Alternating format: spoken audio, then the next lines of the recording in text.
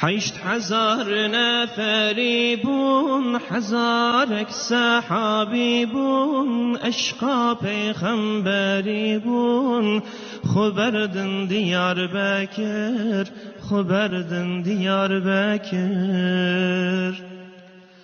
لشکری وقتی باش چلا عرض حجاز، بقومندن عیاز هات فتح دیار بکر.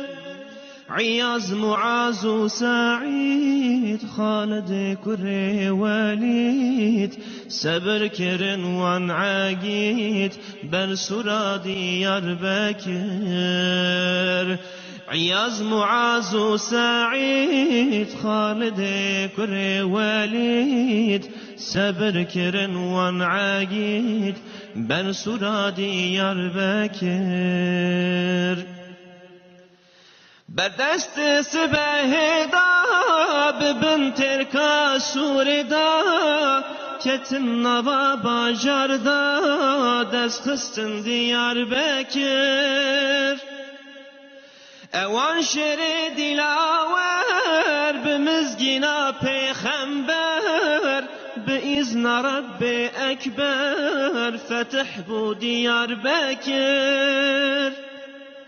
17 سال پشت هجرت، دعوت اسلامیت، دنگ قرآن هدایت، کتنوا دیار بکر.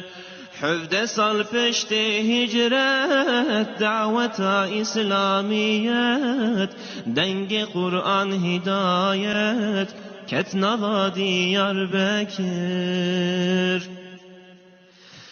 کره خالد سلیمان و 27 صحابان، شهید بوندن سر و جان بون شرف اسلام.